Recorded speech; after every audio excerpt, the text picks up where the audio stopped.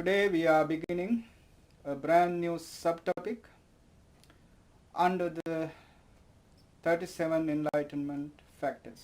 It is called the 7 Enlightenment Factors. Satta Bojjhaṅga. Bojjhaṅga. I'm sure this is not a strange term for you. Most of the Buddhists usually have heard this term, Bojjhaṅga, due to the fact that there are 3 parittas or suttas in the chanting book that we use for the overnight chanting. The suttas that contains the word Bojjhaṅga are the Mahakassapa Thera Bojjhaṅga, Mahamoggallana Thera Bojjhaṅga, and Mahachunda Thera Bojjhaṅga. These suttas were uttered by Lord Buddha for the reasons that these suttas had to be taught in the occasions where these venerable ones got sick. Mahamoggallana, Mahachunda, and the Blessed One himself, when they got sick, Lord Buddha visited Venerable Mahamoggallana and Mahakassapa. Venerable Mahachunda visited the Lord Buddha when he was sick. And after the discussion on well-being, Lord Buddha asked them, do you remember about these Satta Bojjhaṅga, 7 enlightenment factors? It is time for you to remember them. It is time for you to think about them. And he started reminding one over the other of all these 7 factors of enlightenment, saying, Sattime Moggallana Bojjhaṅga Maya Samadakkāta Bhavita Bahule Kata. Moggallana, I have clearly seen these 7 factors of enlightenment, and I have practiced upon them constantly, repeatedly, with the best of my effort. I have practiced them as much as possible. My practice upon these 7 factors of enlightenment supported me, helped me to attain Nibbana, to attain to enlightenment. Now, when Buddha was reminding these factors one after the other, by the end of the sutta, it is recorded that those venerable ones just rose up from their sicknesses. Before they were severely ill, tormented by the physical ailments, and after Buddha taught this, reminded them of these 7 factors of enlightenment, they just got up, came out of that sickness immediately, instantaneously. Now, Buddhists in the present era think that when you chant this sutta, it is a support for them to recover from sicknesses. Chanting of any of the suttas is helpful for you to gain blessing, protection, and support, spiritual support. But chanting these three particular suttas would not support specifically for somebody to recover fast. Why? Just because those enlightened beings got recovered, when Buddha started reminding them these factors of enlightenment, it doesn't mean that any other person can get the same result. Why? Why it cannot happen to others? What happened to the Arahants? It is simple. Just to see with our practical eyes. Those enlightened Arahants, they have been practicing these factors before. And the energy of those factors are within them.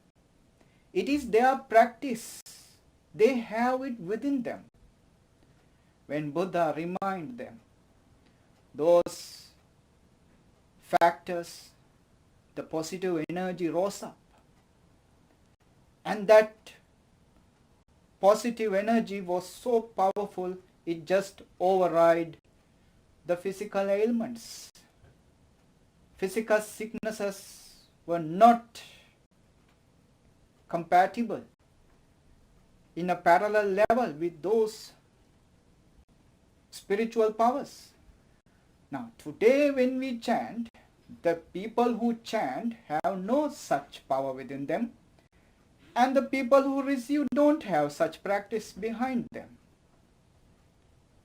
So, can any kind of recovery that kind can happen? Impossible. We have to look at it in a practical sense. I have seen more hilarious, idiotic, ignorant chantings than this for getting people out of sicknesses. These are just ignorance, nothing else. They are delusional. They are deluded. Their followers are more deluded. So we have to understand the Buddha's teaching as it is. The problem is when a religion becomes older and older, there are people who create these kind of things and there are people who follow them. It happens. It is natural. But why you are getting educated in the authentic Buddha's teaching? Because to avoid this kind of nonsense and to get the gist of the Buddha's teaching, which will support you to practice properly, not to be blinded, but to open the eyes. So the Bojjhaṅga, this is a compound term made out of the two terms of Bodhi and Anga. Bodhi, we know, the one who has attained to enlightenment, also the state of enlightenment, Bodhi. Today, of course, we call Bodhi to the tree of enlightenment, where the Buddha got enlightened. Bodhi is enlightenment. Anga is factors. Physically, if you say physical, I mean for the body, if you say Anga, that means parts of the body, eyes, ears, nose, tongue, and the other limbs of the body. But in the spiritual sense, Anga is factors.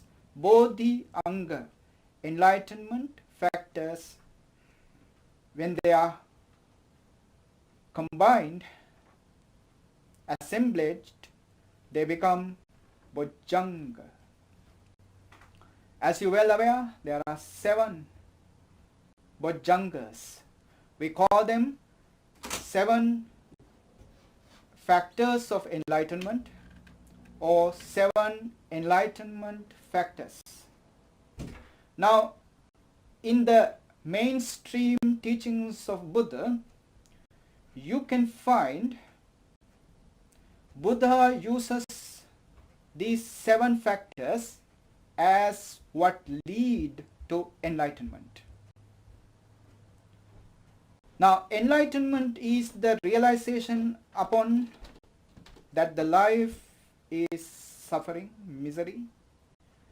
The cause of that misery is our own craving. Not your neighbor's craving, but your own craving. Not your craving of your government, but your craving. Not the craving of your husband, wife, children, anybody else, but your own craving is the cause of your suffering. And the destruction of that craving itself is the destruction of your misery. And then the path, the practice ground for the destruction of that craving is adopting and activating right way of looking at things, right view.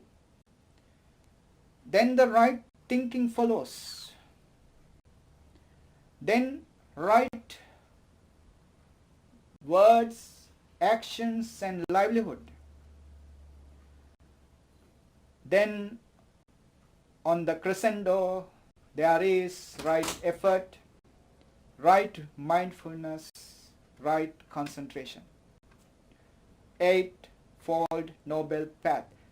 The only path for that destruction of craving, for that elimination of suffering. This is the path for one to get enlightened. Now, this path is supported by many other virtues. These 7 factors of enlightenment are such supportive practice for that walk on that Eightfold Noble Path. Now, Buddha says these 8 factors lead to Nibbana. They are the ones leading you there. But later on, as the Buddhism starts flourishing, another 2 definitions were created, especially in the Sarattapakasani, the commentary to Samyutta Nikaya. They created the 2 notions, 2 definitions of the 7 factors of enlightenment. They say the factors of the state of enlightenment, the factors which are in the state of enlightenment. The second one is the factors of enlightenment, or the factors of an enlightened being, the factors of the one who has been enlightened. Now, in that sense, if someone to be enlightened, and what are the factors of his enlightenment? These 7. And what are the factors within him? These 7. But of course, we have to remember these 2 ideas. What are they? That the 7 enlightenment factors are the factors of the state of enlightenment and are the factors of an enlightened being, are created by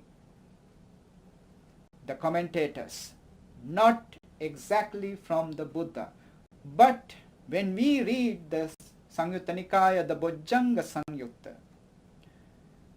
we can find the commentators have solid ground to create such a view, such a definition for the enlightenment factors. Anyhow, this Bojjhaṅga Dhamma, we can see clearly a powerful advocate for one to gain Nibbana one day. That is for sure. Yeah, they are leading the one who is practicing towards Nibbana gradually, little by little, little by little. Now, for the ones who practice, can they practice just as it is? No, they must be supported first with other spiritual assistances. Without spiritual assistances, these 7 factors are hard to develop, cultivate, make or create like a citadel.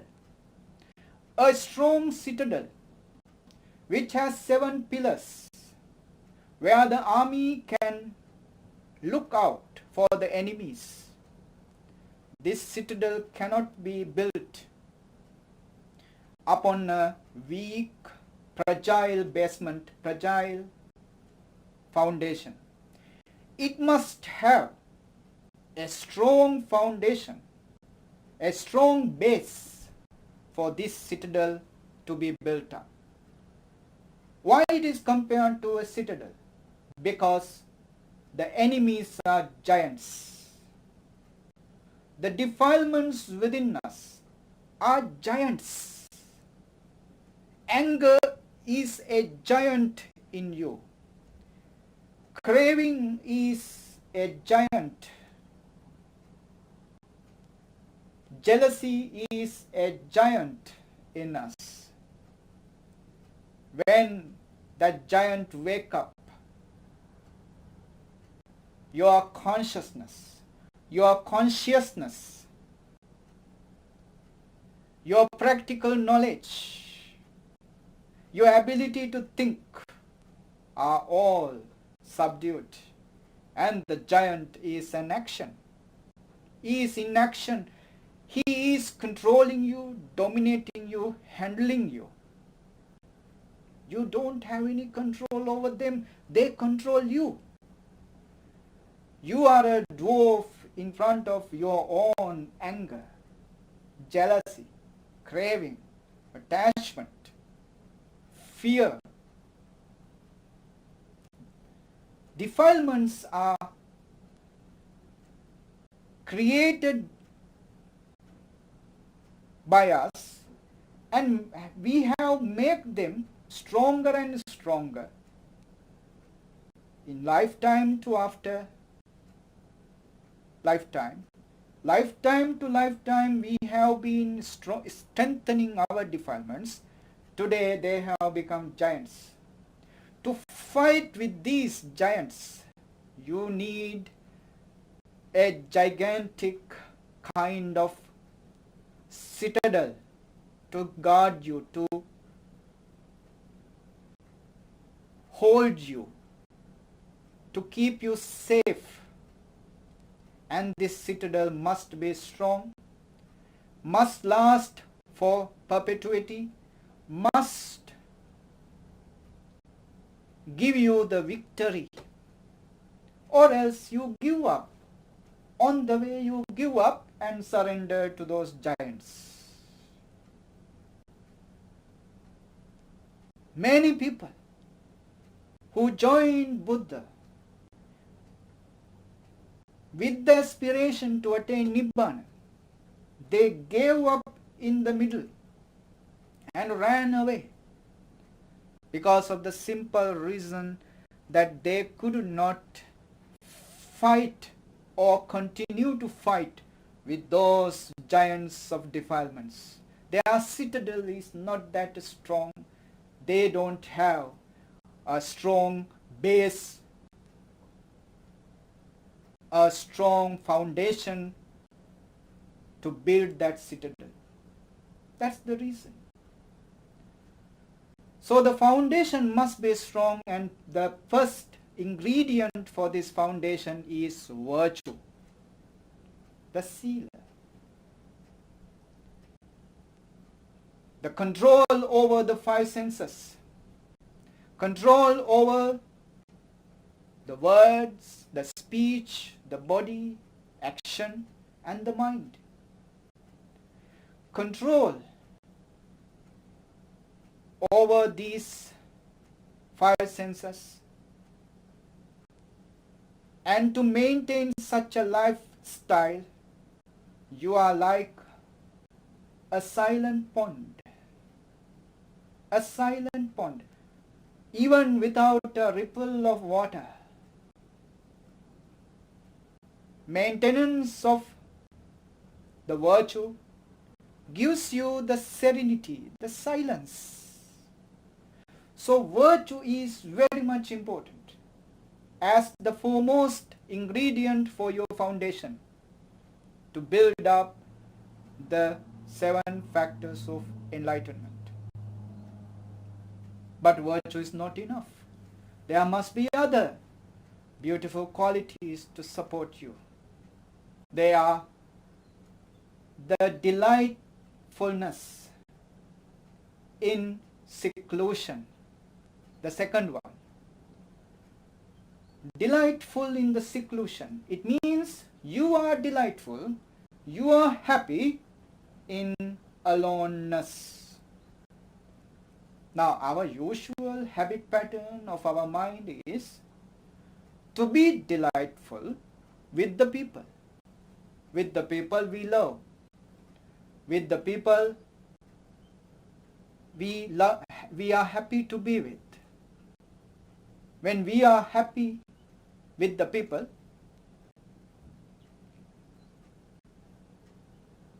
we cannot be happy alone. But there's a possibility you can balance it. You can balance it to be happy alone and to be happy together. Only a person who can be happy alone can be truly happy when he is together with someone. He is not clingy, he is not attached, he is not disturbing.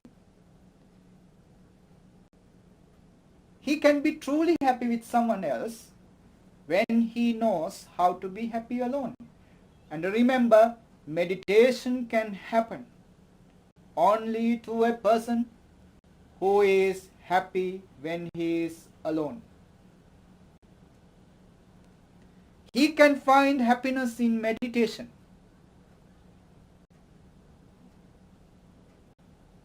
because he is happy in aloneness. So the first of the other ingredients to strengthen your foundation is to create this mentality, to create this background in you to be happy when you are alone. Now today we can say that even without your smartphone,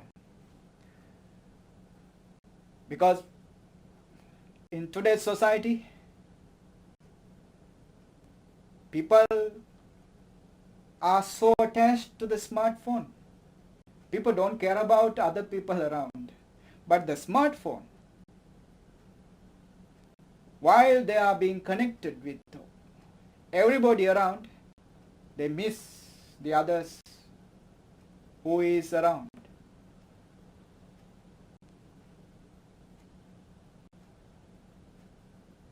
So, to be happy without your electronic gadgets like smartphone, tab, computers, that also included in relevant to the today's contemporary society. So the first virtue that support the sila is the ability to be happy alone. The second one is delightful in dispassion. In other words, to find delight beyond the sensual pleasures. Now, usually we are to become delightful with the sensual pleasures. Pleasant scenes, sounds, smells, tastes, tangibles, and thoughts makes us delightful. Our delight, our happiness is based on those exterior pleasantries. What would happen to us if those people who make us happy change their allegiance, become enemies, start making us unhappy? We are unhappy. Our happiness was based on others, not ourselves. If your happiness is based on yourself, we call that happiness the spiritual happiness. Spiritual happiness. But remember, you can't have the both. The spiritual delightfulness is to find when you are secluded from the passion, secluded from sensual pleasures. That's why for meditation, especially a long-term retreat, you have to go away from the environment which provides you sensual pleasures, to a forest, to a hermitage, a meditation center. Because sensual pleasures and spiritual pleasures cannot go together. You have to select either of them. So the second virtue that supports the foundation is delightfulness in dispassion. In other words, delightfulness in spirituality beyond the sense pleasures. Now there was a monk, he's called Chittahatta. Chittahatta is mind tossed. The monk whose mind is tossed. It is a nickname given by other monks to this monk, Chittahatta. The mind tossed monk. Now this monk was a farmer before. One day he lost one of his cows, and in the forest he was roaming around searching that cow. It so happened the day went by. In the evening he's so hungry, no food for the whole day. He went to the monastery in the forest and asked the monks to give him some food. The monks gave him some leftovers, and it was delicious. The food was so delicious. And he thought, these monks get this kind of delicious food doing nothing. That's what they think. And we work so hard for our living, still we cannot eat this kind of food any day. It is better to be a monk. And he requested the venerables in the temple to ordain him. The monks ordained him. And now he is just enjoying the food. After some time he got fat and he also got lazy. And he thought, going for arms round, walking so far for food is something troublesome, something difficult. I cannot live this life anymore. I must go back. And he missed his wife. Desire for pleasures, sensual pleasures rose in him. He disrobed and went back home and started farming again. After some time, he remembered the food in the monastery. He missed those delicious food. Again he went to the temple and asked the monks to ordain him. Monks ordained him, and this happened for 6 times. The 6th time he left the monastery to be a farmer again, and he got some bad experience at home. He was not ready to see those stuff, and he was disgusted about the sensual pleasures completely. He threw away the utensils of his farming and went to the monastery. On the way, he was contemplating on impermanence, misery caused by those impermanent stuff. On the way itself, he attained to the Sotapanna stage. When he went to the temple, monks were reluctant to accept him. This is not a trustworthy person. He is a chitta-hatta, mind-tossed person. Yeah, he is like a whetstone. So the monks rejected to ordain him, but he was insisting, repeatedly pleading the monks to ordain him. Ultimately, the monks relented, ordained him. Before long, he practiced hard and became an enlightened being, an arahant. As long as he was maintaining the delight in sensual pleasures, there was no spiritual development for him. Once he was fed up with them totally, completely, and even on the way to the temple, he got into the stage of Sotapanna. The delight in dispassion is such powerful, such a necessity for one to gain the liberation, for one to develop on the path of spirituality to Nibbana. The last one, dispassion, is the second one. The third one is delight in destroying, cessation, delight in cessation. Cessation is to happen in us when we are cultivating our spirituality. When you are cultivating your meditation